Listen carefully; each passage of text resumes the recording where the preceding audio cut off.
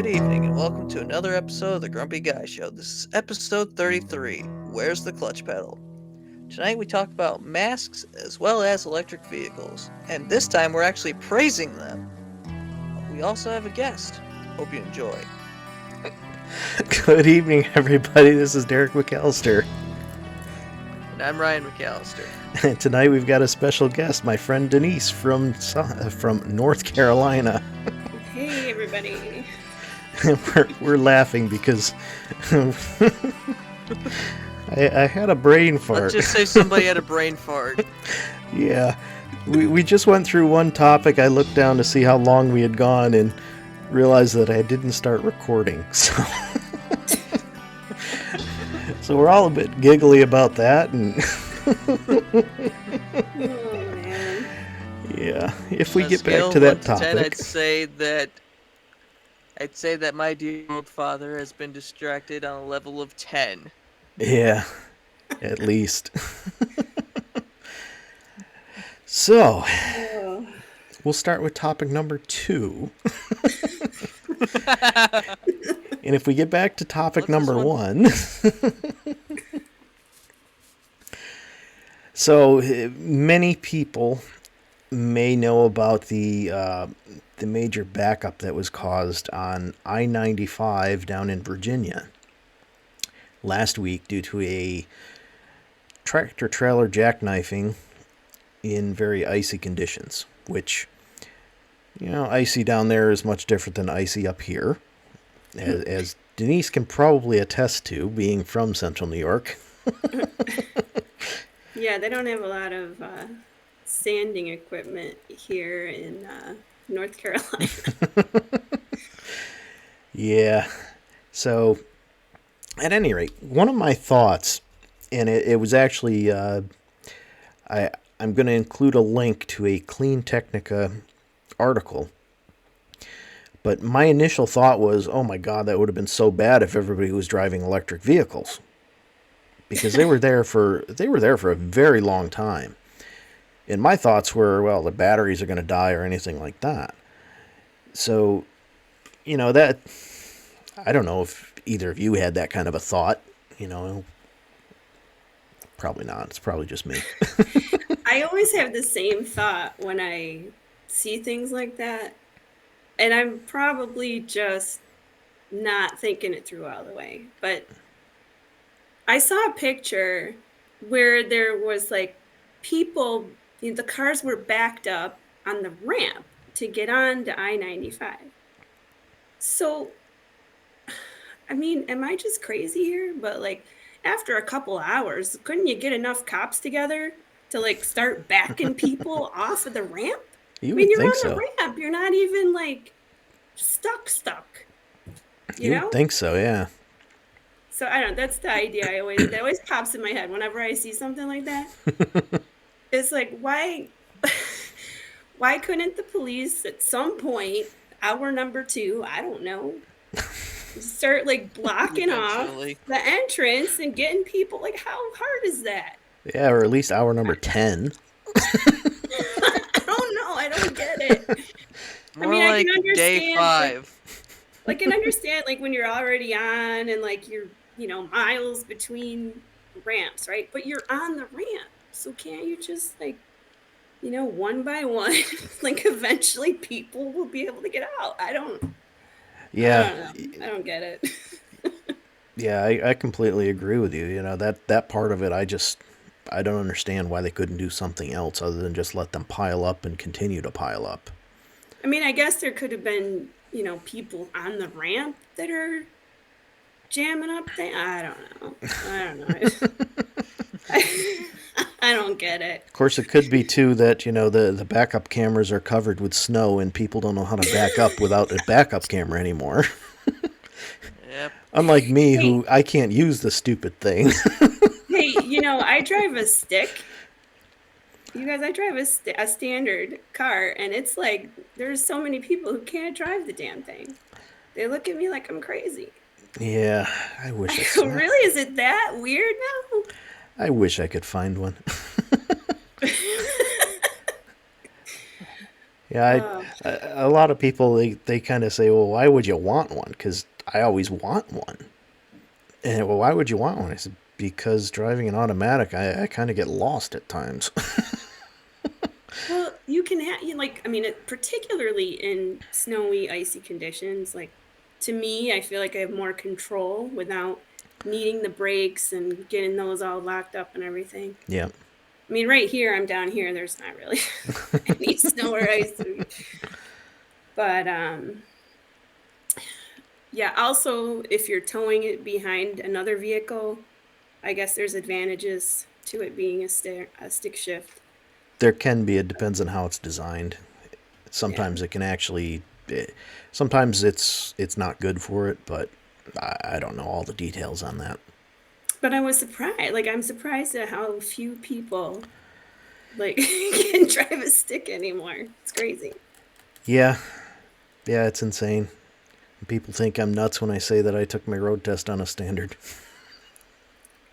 That- Funny story. When I came, I was living in, for all the viewers out there, I was living in Mexico All three of them. for an extended period of time. When I came back here in North Carolina, they made me take all of the tests again, like I was 16 all over again. Oh, no kidding. So I did take a road test with a stick shift.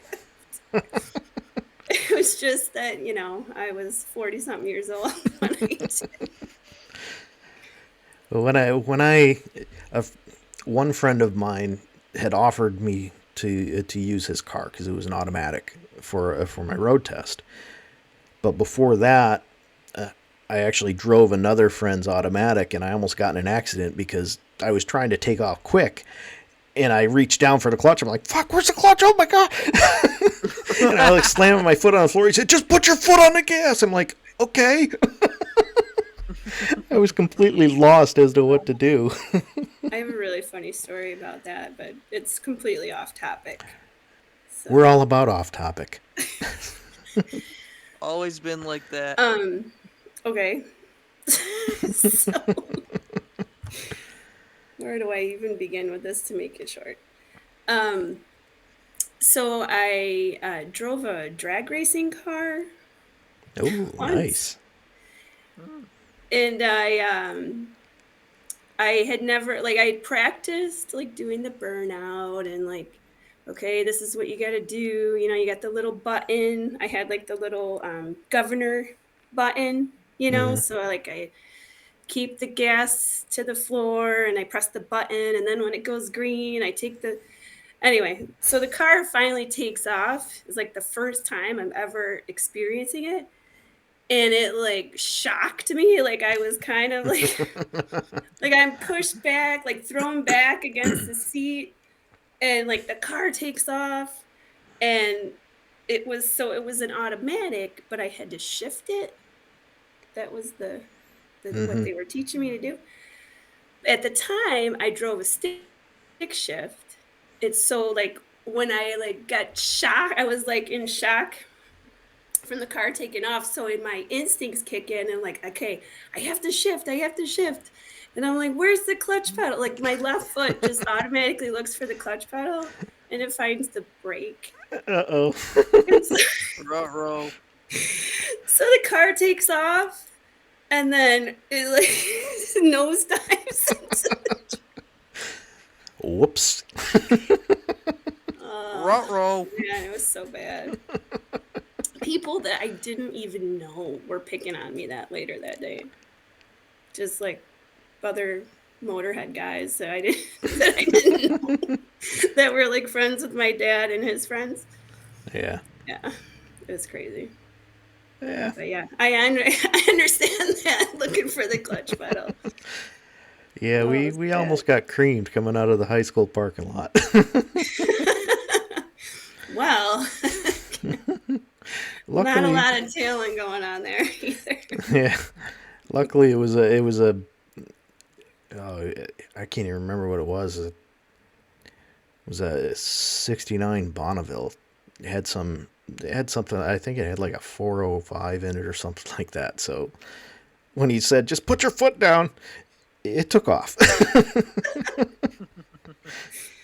Crazy. Totally insane.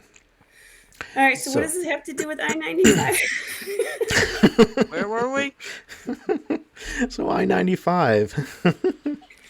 Now, I wasn't paying attention. Was that in the one section of I-95 where it's always backed up? Is that where that was? Like, what's the name of that place? I don't know. Just south of DC. I am not positive because Because even on a good day, that section is awful. Oh, we went through there on the way back.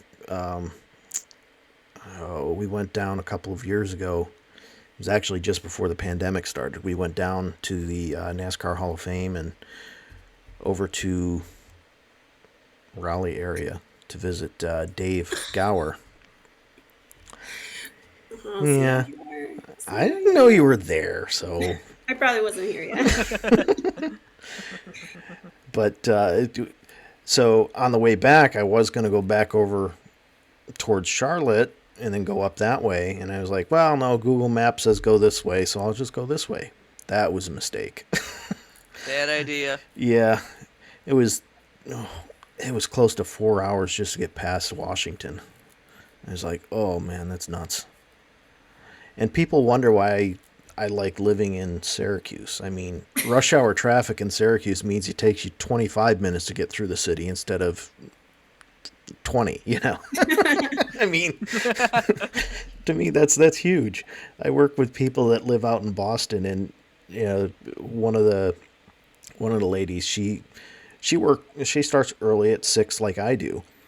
But the reason she did is because if she left at 3 o'clock in the afternoon, she could get home by 5. But if she left at 3:10, she'd be home at 7. Jeez. I'm like, yeah, no, that's just not for me. So I'm not exactly sure where exactly it was, but it did cause pretty good backup, and there was a lot of people with pictures out their windows of it, so maybe it was the DC area. But my whole thing was, at first I was thinking, oh, these people would have been really SOL if they had electric vehicles. You know, and that's what I was gonna talk about here is, hey, you know, here's another bad part about electric vehicles. Keyword is was. Yeah. And then I read But then it became a normal episode and we got sidetracked. Yeah. So I read this article, and I'll put a link in the show notes, from Clean Technica, where somebody who owns a couple of different Teslas in Michigan said, I'm going to prove to everybody that it wasn't an issue. And what he did is he actually he took his 2 Teslas, put them out there, and let them keep the cabin warm for 18 hours. And, you know, he noted what the battery started at and what it ended at. And after 18 hours... I'm dying. It's okay. No, don't do that. Then we'll never get another guest. How do I mute this? Can I mute it? There should be something in there so that you can mute it. Okay, go ahead. So anyhow, he had one of them start out at 91% battery. And after the 18 hours, that one was down to 58%. Which means, wow, you know, it was actually good. And there was somebody in there, somebody that was actually in the backup that had a Tesla. And apparently,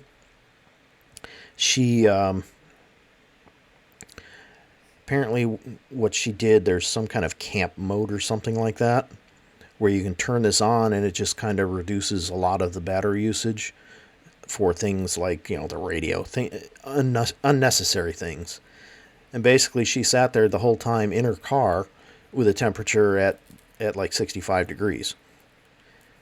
and then continue to drive home once she was cleared to drive home. So, I'm kind of like, okay, why aren't they advertising this stuff when it comes to electric cars?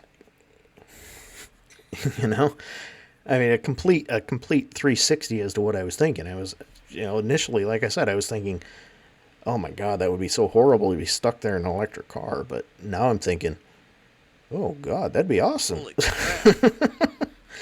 You don't have to worry about whether the exhaust is cleared out so that you're not getting killed by carbon monoxide or anything like that, and you're comfortable. So I don't know. I still don't say that it should be called, or I still disagree with calling them green, because they're not green. They're not. They're different. Pretty sure we've gone over this a million times. Exactly. But I still have to bring it up. Basically beating a dead horse. Yes, I'm beating a dead horse, but I'm also actually giving a compliment to electric vehicles and something they can do that an internal combustion engine just can't. Hey, did you guys know that NHRA is going to have an electric car class? That doesn't surprise me. Kyle actually watched what was that E-Series? Open wheel Formula racing? E. Yeah, Formula E. Basically an electric Formula 1. That's so weird to me. It's just weird. Yeah. Well, what I always found weird was NASCAR's going to be switching to hybrid power with the new engine regulations coming out in a year or so. I just... Formula 1's already gone hybrid. I laugh at the... And I believe IndyCar is going hybrid soon as well. I laughed when I was watching him with the Formula E. They go for so many laps, and then, of course, they stop. It's not the end of the race. They just stop because they don't have any more battery power. I'm like, oh, wow, this is great. It used to be to the point where they had to... where the pit stops were... They switched cars mid-race. That's how bad the battery power used to be on those things. That's just wrong. I'm sorry. Yeah, it is. It's completely wrong. And one of the things that I keep saying over and over again to anybody who wants to talk to me about electric cars is the battery technology that we have right now is not ready for electric cars. The electric infrastructure that we have is not ready for all electric cars. You want a perfect example? Look at California. Every single summer, California ends up going through rolling blackouts. Great, let's put another big drain on their electric system. That's a good idea. I don't get what these people are thinking. And of course, California says, oh, well, just put solar power everywhere. Okay, that's great for California. How about trying to figure something out for Syracuse, where we get less than 60% of all available sunlight throughout the year? Better yet, try it in Alaska. Yeah. Because I'm pretty sure that half of the year there is darkness.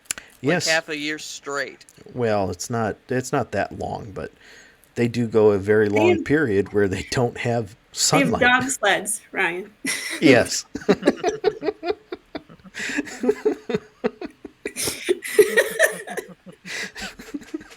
Mush.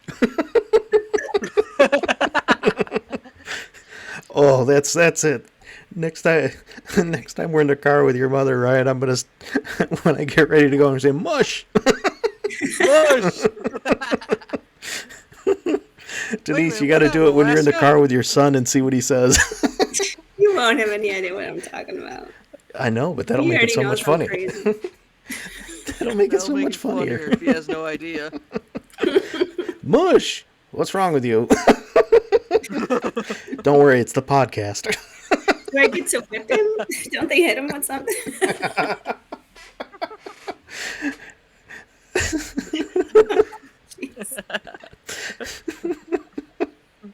As a good friend of ours always says, oh, here comes CPS.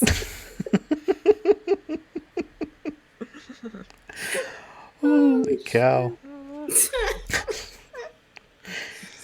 Wow. Alrighty. So how about the next topic? I already forgot what it was. What is it? Where are we? So the next topic that we had, it's one that I actually got tonight while I was sitting there sort of watching the news. Sorta. Yeah. They were talking to some different doctor, somebody they'd never had on there before. And they were talking to him about masks. Now, I'm not opposed to masks and wearing masks. Do it all the time. So, you got to understand this is really just kind of this is really funny and stupid.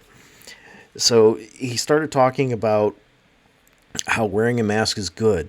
But wearing an N95 mask is better. It provides this, and this, and this, and this. I can't remember everything. And this. But he listed out like 4 things. And I just looked at my wife and I said, but wait, there's more.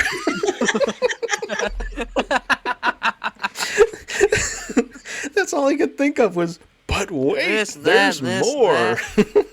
And if you order now, in the next 10 minutes, We'll send you a second one for free. no Ginsu knives. That's a $40 value. No. Absolutely free.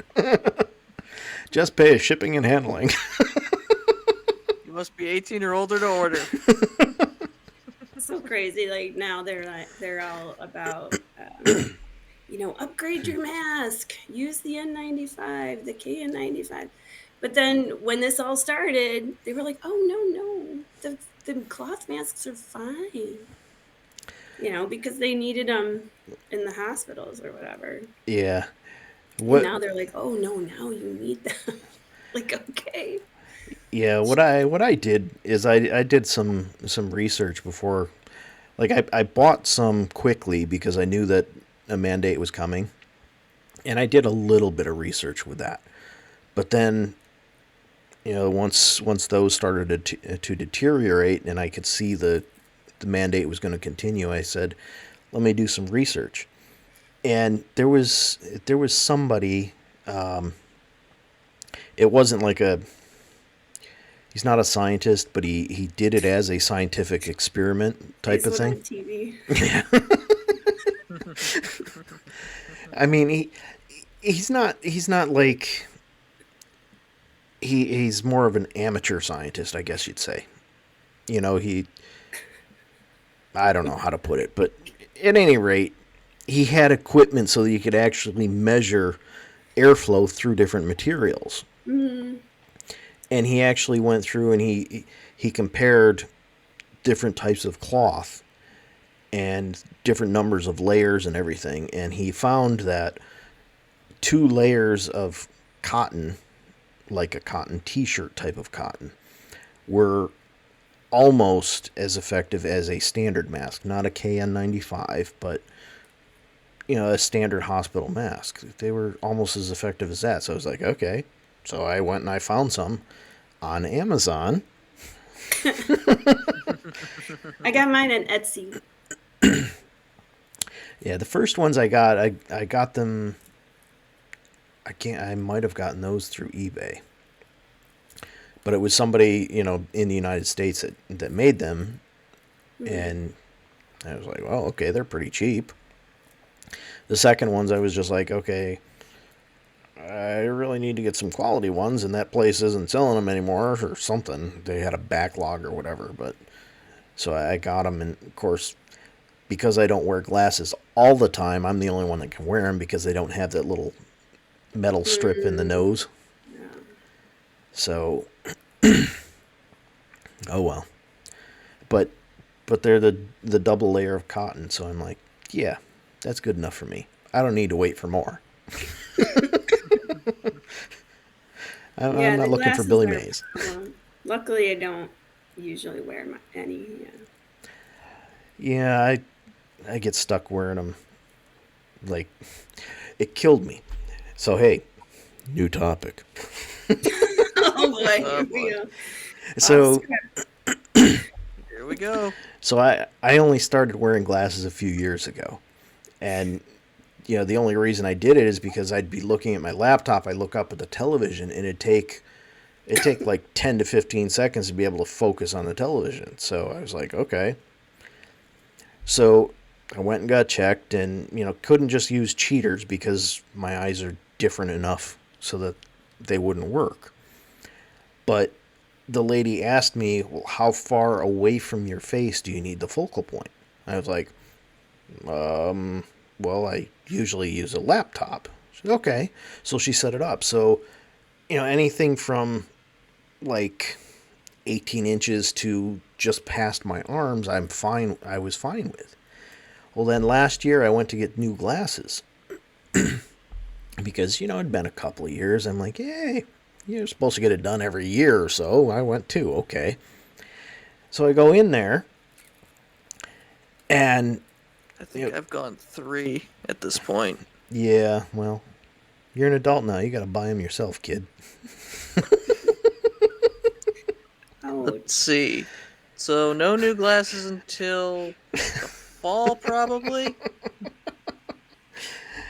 But Because I'm not planning on getting a job until the summer.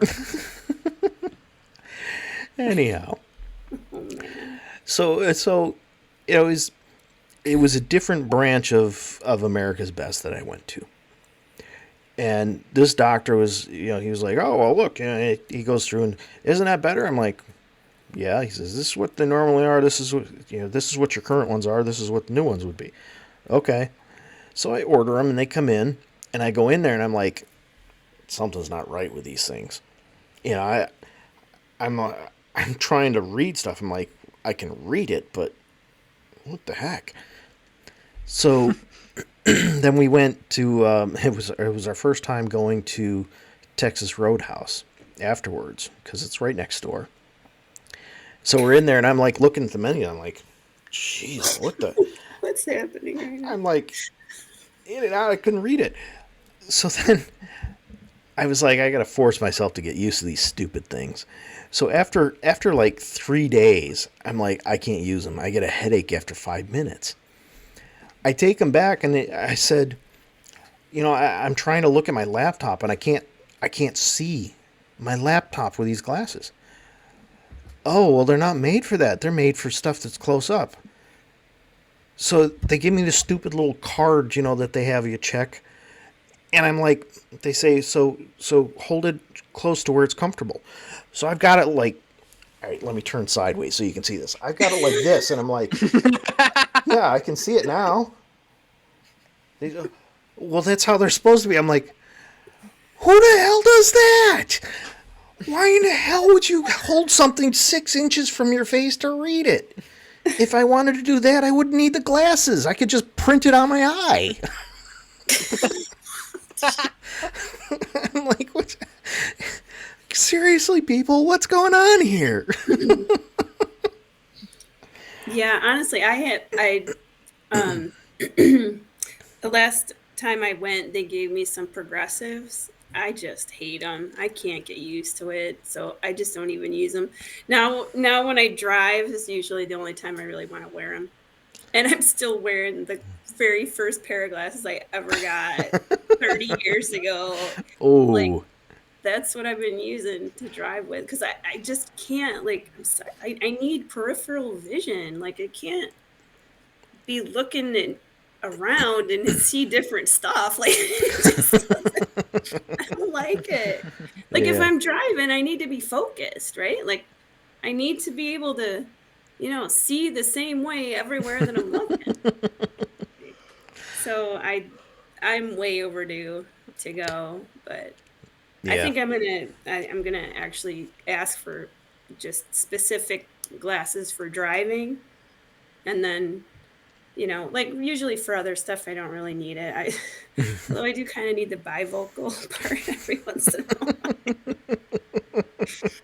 But I don't wear them. I just can't. I can't get used to them. I don't know.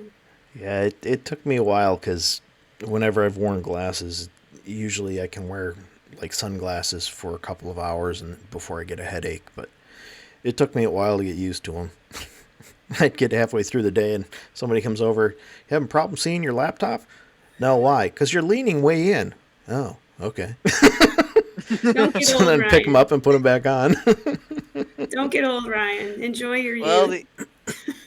the other option is to die young, and I'd rather not.